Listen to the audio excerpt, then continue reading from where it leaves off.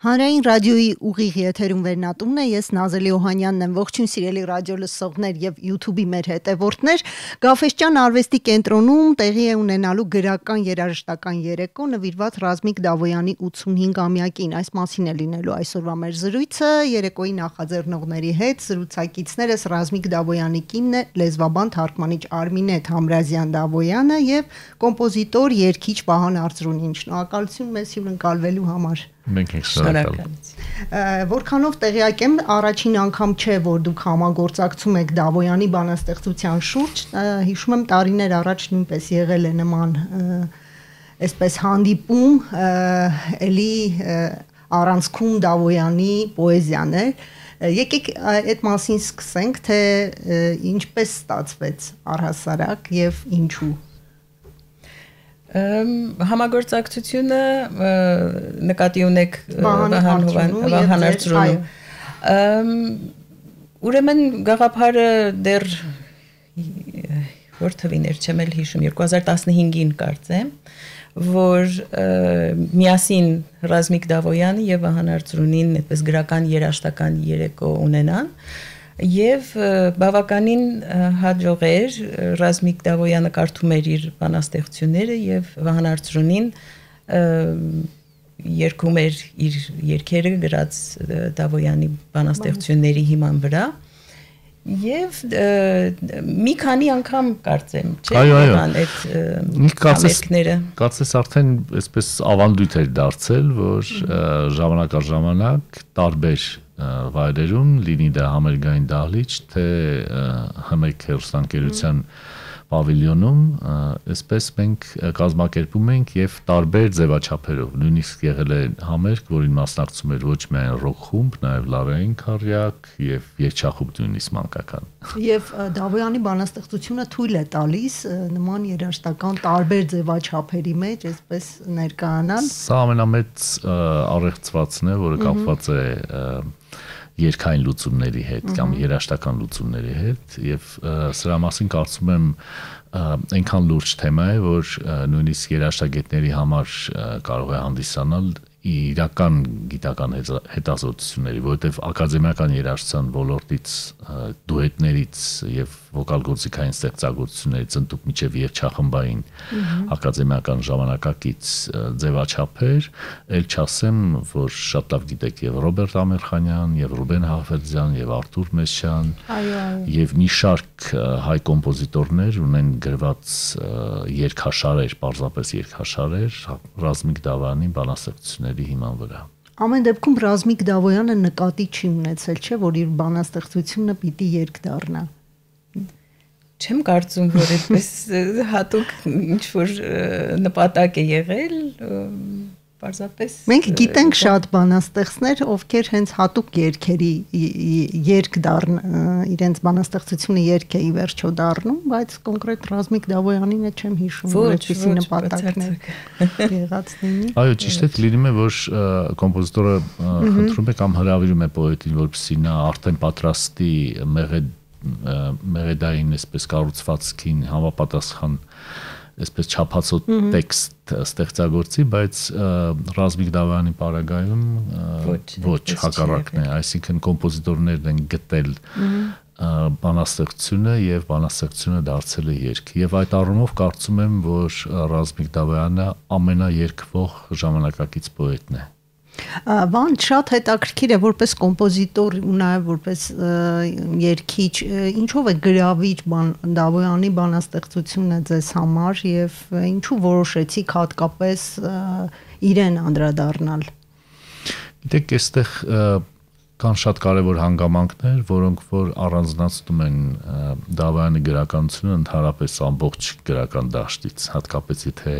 խոսենք ժամանակակից գրականության մասին։ Առաջինը դա գեղագիտական ամբողջականությունն է եւ խորը բովանդակայնությունը։ Եվ իհարկե պոետիկ կառուցվածքը,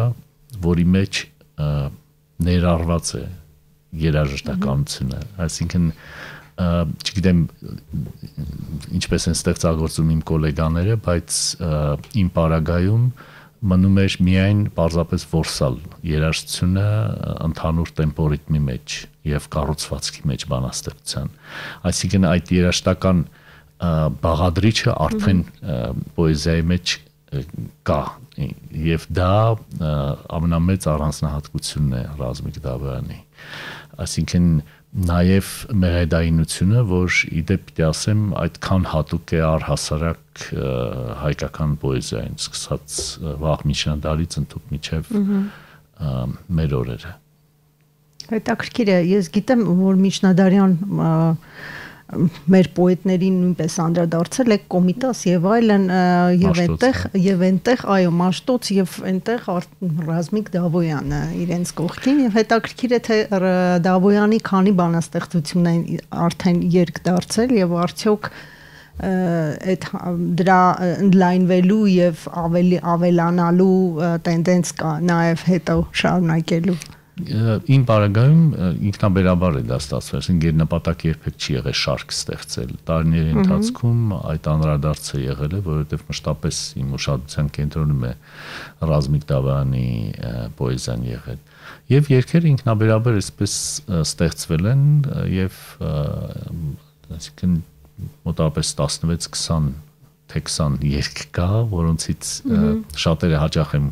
կատարում, շատերը ոչ այնքան հաճախ, բայց այդ ամենը թույլ էր տալիս ամբողջական համերգային ծրագրեր կազմել, օրինակ 10 տարի առաջ մի ամբողջական համերգ էր եղել Արնո Բաբաջանյան համերգային դահլիճում, որի հիմքում եղել էին երգերը գրված Ռազմիկ Դավոյանի բանաստեղծության հիման վրա։ Իսկ երեկոների ձևաչափը վերադառնալով մեր սա իհարկե Ռազմիկ Դավոյանի նախաձեռնություններ ամբողջովին, որովհետև այդ ժամանակ ես չէի համարձակվի նման առաջարկով դիմել մեծ պոետին եւ ինձ համար շատ անսպասելի էր եւ նաեւ ստեղծագործական իմաստով շատ ռիսկային, որովհետեւ երբ հեղինակը բեմի վրա է եւ ինքն է կարդում իր սեփական ստեղծագործությունները, այսինքն սա շատ լուրջ պարտադրանք է նաեւ եւ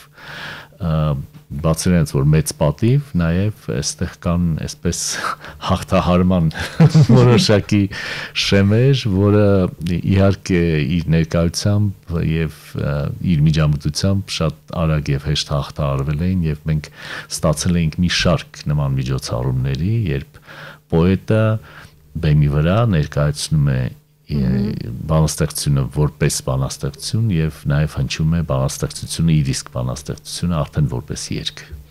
Իսկ առաջիկա համերգային երեկոյի ինչ ծրագիր է, ինչ է սպասվում։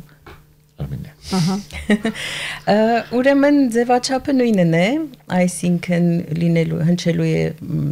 Ռազմիկ Դավոյանի բանաստեղծություններից եւ երգեր Վահան Արծրունու կատարմամբ Եվ առիթը ուղղակի ասեմ, որ այս տարի Ռազմիկ Դավոյանի ծննդյան 85-ամյակն է եւ մի շարք նախաձեռնությունների թվում էր նաեւ այս համերգների շարքը, որ հույս ունեմ կշարունակվի, սա միակը չի լինի։ Մեկնարկն է։ Սա մեկնարկն է եւ մի ընտրանի իր բանաստեղծական ժառանգության ամբողջությունը կազմող բոլոր հրատարակություններից։ Գիրքը արդեն պատրաստ է, լույս է տեսել, այո, եւ համերգնել արդեն շուտով պիտի լինի, Իսկ ինչպես եք ընտրել բանաստեղծությունները, գիտեմ, որ դա ժողովածու է տարբեր տարիների ստեղծագործություններից։ Այո, ընտրանի է, գիտեք,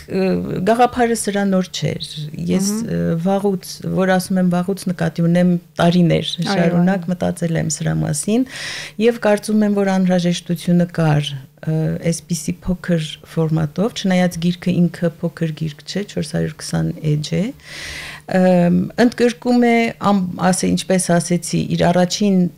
ժողովածուից, իմ աշխարհը ժողովածուից, մինչև 2019 թվականին հրատարակած իր վերջին ժողովածուն, որը կոչվում է «Մենք ունենք», բոլոր այն գրքերից,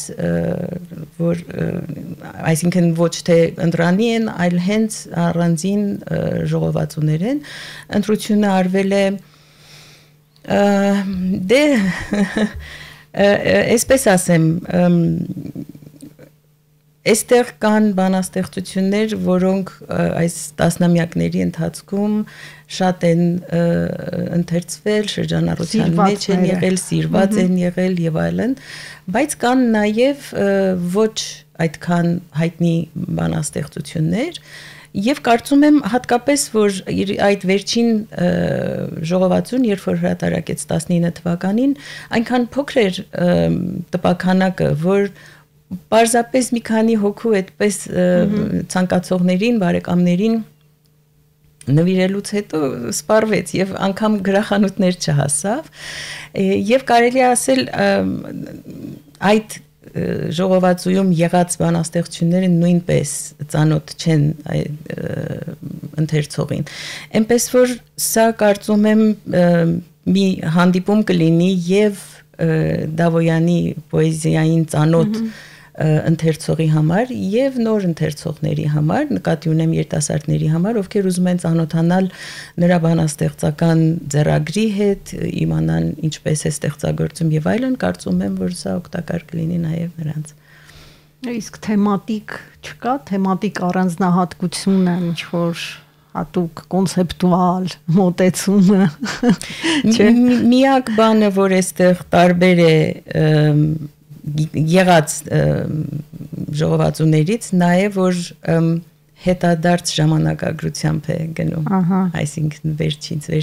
վերջին ժողովածուից եմ գնացել դեպի առաջինը իսկ ինչի մասին էր գրում իր կյանքի վերջին շրջանում մենք չենք հասցրել հետևել ընթերցել իմանալ շատ տարբեր ինքը դե գիտեք ունի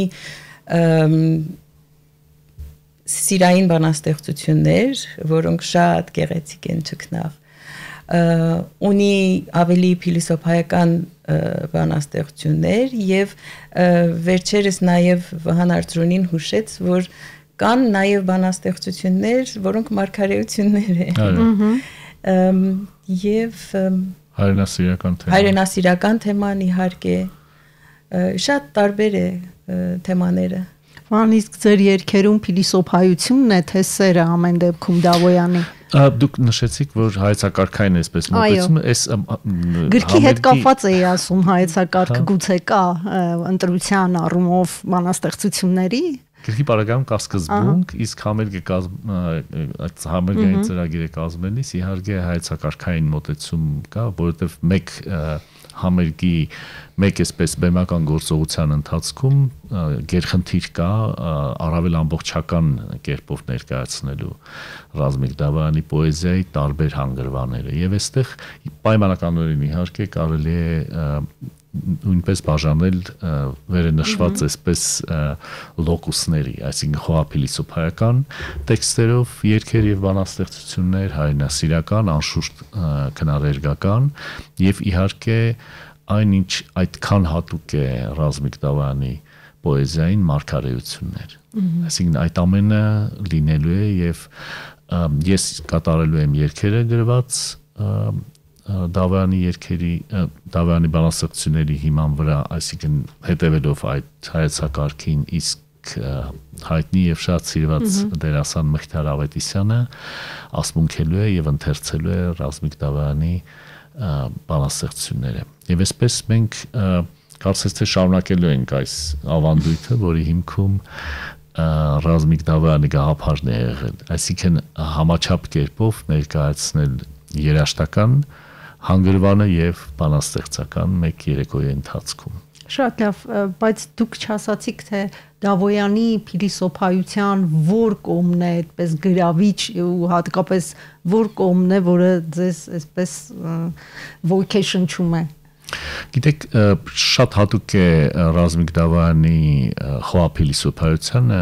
հետևյալ հանգամանք, այսինքն կապը անցյալի, նախնյաց անցյալի եւ նախ եւ առաջ բովանդակային իմաստով այդ ոլորտների հետ, այսինքն այդ կապը շոշափել է դառնում, երբ դու խորանում ես Ռազմիկ Դավոյանի բանաստեղծության մեջ։ Եվ սա ինձ համար առավել այսպես կարևոր հանգամանքն է։ Այսինքն ինքը տարանջատված չի իր պոեզիան, ինքը այսպես վերացական ոլորտներում չի ծավալվում, չնայած իհարկե բարձր իմաստով վերացական իմաստով նաև ունի հրաշալի բանաստեղծություններ։ Այստեղ հատուկ է այն հնարավորությունը ընթերցողի համար հաղորդակցվելու այն ոլորտների հետ, որոնք որ այդքան կարևոր են նախ եւ առաջ պոետին։ Իր հայտնի բանաստեղծության մեջ ինքը ասում է, որ եթե քո ճանապարհին, քո նախնիներին չես հանդիպել, ուրեմն սխալ ճանապարհով ես։ Եվ ոչ մի հրաշք չի փրկելու։ Եվ ոչ մի հրաշք չի փրկելու քեզ։ Առանցքը հիմնականում մարդն է։ Այսինքն այս ամենի մեջ առանցքը մարդն է։ Եվ հետաքրքիր է, որ տարբեր ազգերի գրողներ, գրաքննադատներ հենց դա են մատնանշում, որ այդ մարդու նկատմամբ սերը, մարդկության մարդու նկատմամբ սերը այնքան մեծ է, որ անգամ ողբերգությունների մասին գրելիս ինքը չի դառնանում, չի չարանում, եւ սա հատկապես նշել էր Ռեքվիեմի անգլերեն հրատարակության նախաբանի մեջ խմբագիրը, որ ինչքան էլ որ ողբերգությունների մասին է գրում, բայց մեջը չարություն չկա, այսինքն լուսավոր, որ կարդում ես, թեթևանում ես եւ բան ես թեթևություն ես զգում եւ ոչ նեղացածություն, ոչ չարություն։ Շատ լավ, եկեք խոսենք Ռազմիկ Դավոյանի ժառանգության մասին առհասարակ, թե ինչպես է այն ներկայացված հայաստանյան միջավայրում ու նաև միջազգային, այսպես գրական հարթակներում, եթե կա այդպեսին, գիտեմ, որ դուք հետևողականորեն թարգմանել, ներկայացրել եք Դավոյանի բանաստեղծությունը դրսում, այդ մասին եկեք խոսենք, Տիկին Արմինե։ Դե Հայաստանում արդեն ինձ թվում է պարզե տասնամյակներ շարունակ եւ հրատարակվել է եւ խոսվել է եւ գրվել է, չնայած համարում եմ, որ դեռ շատ բան կա բացահայտելու Ռազմիկ Դավոյանի պոեզիայում։ Կան անտիպնյութեր, ներողություն, որ ընդհատում եմ, կան բանաստեղծություններ համարյա չկան, բանաստեղծություններ համարյա չկան,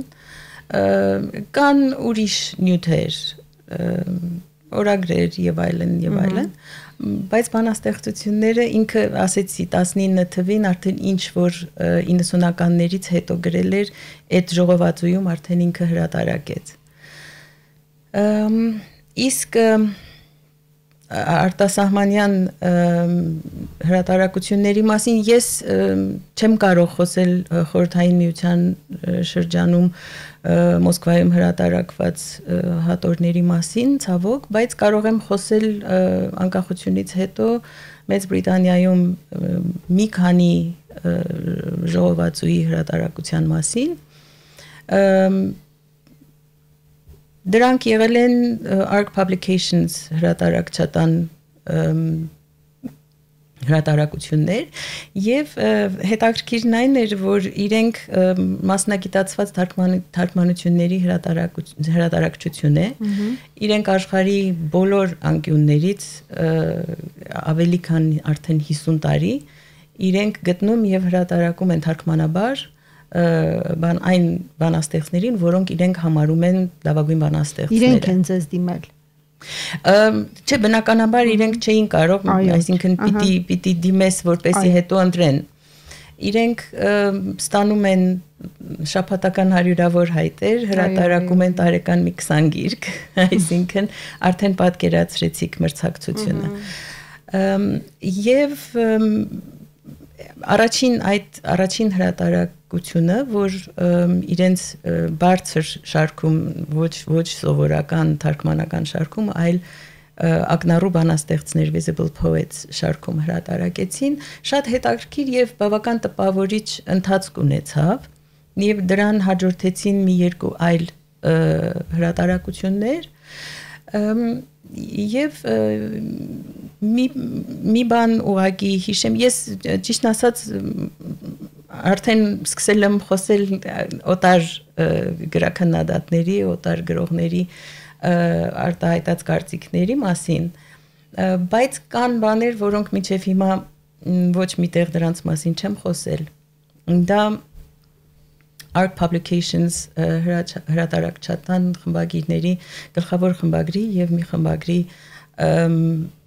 անձնական նամակներն են, որ ինձ գրեցին ցավակցական նամակներ, որ ռազմիկի մահից հետո ինձ ուղարկեցին եւ հետաքրքիրն այն էր, որ երկուսն էլ գրել են, որ բացառիկ բանաստեղծ է Ռազմիկ Դավոյանը, գլխավոր խմբագիրը իհարկե գրել էր, որ ցավոք այն ճանաչումը համաշխարհային,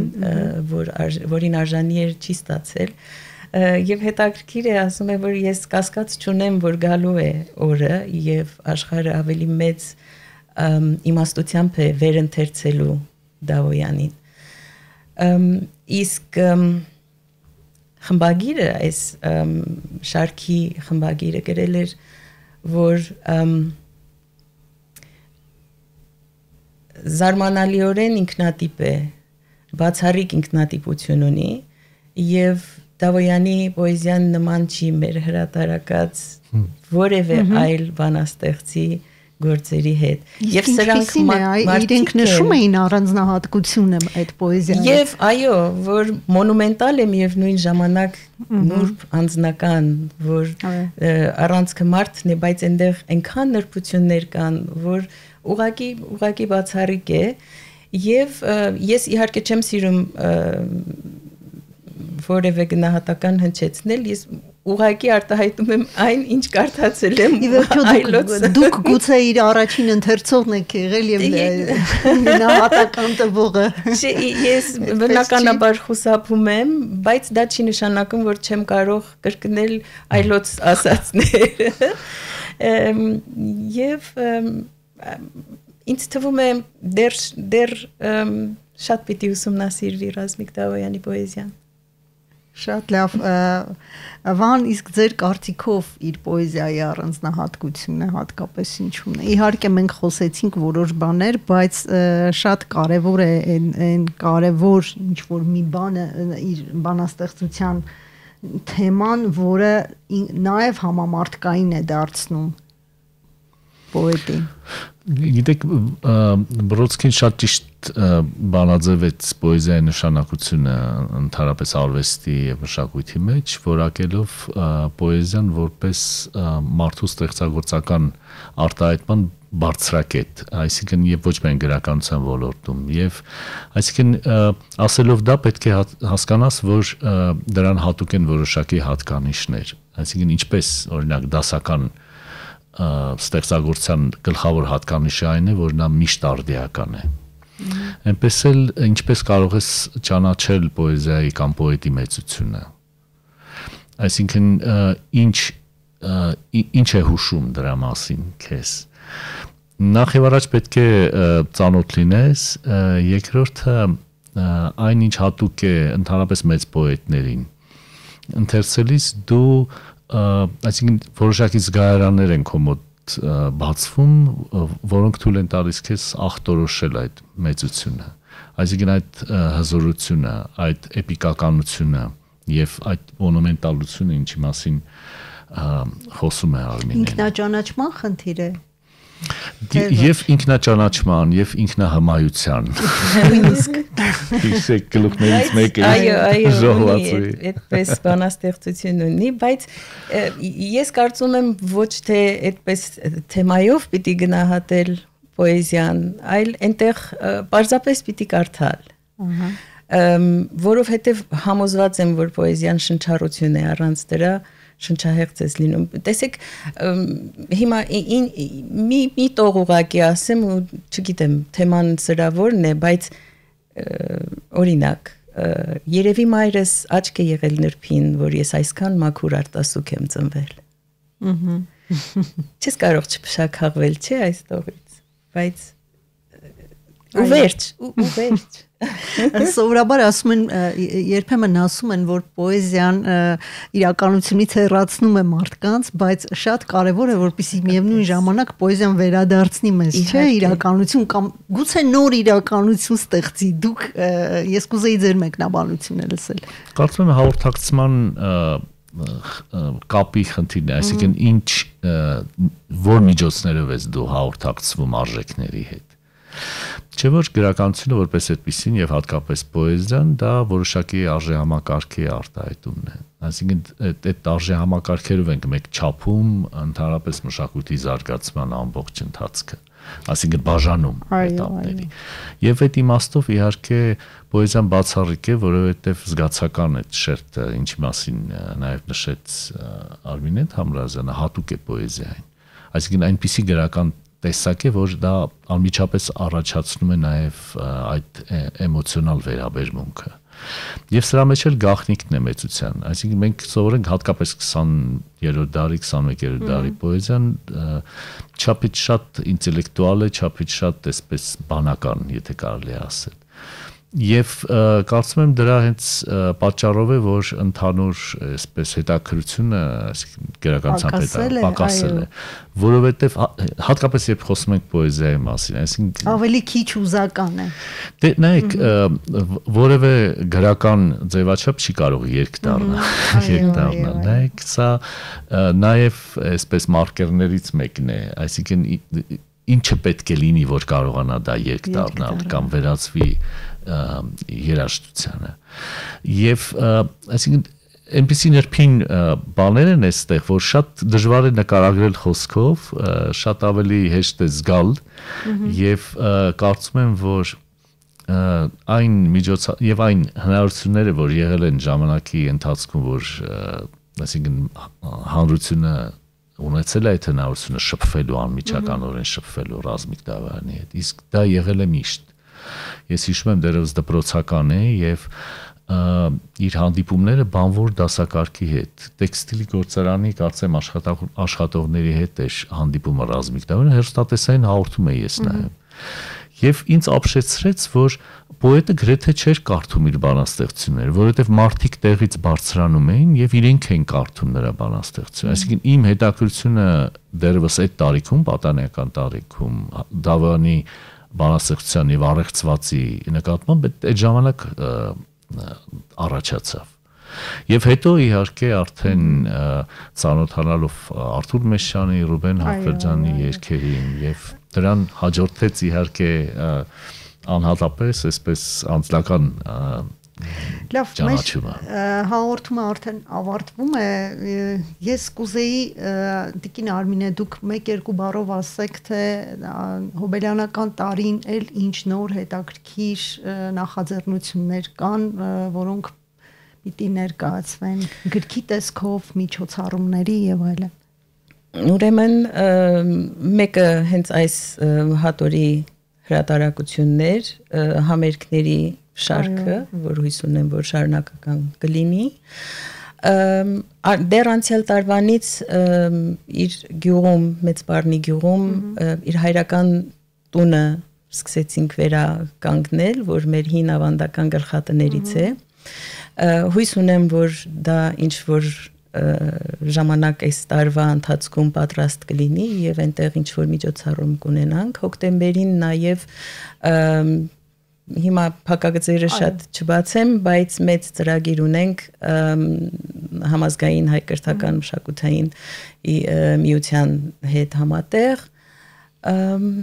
կոնֆերանսը գիտական։ Այո, հենց դա է, դա նկատի ունեի, բայց քանի որ իրենք դեռ չեն հայտարարել, միգուցե այդ մասին չխոսենք, շատ լավ, այդ մասին գուցե մենք առիթ կունենանք նաև եթերում խոսելու։ Այո։ Վան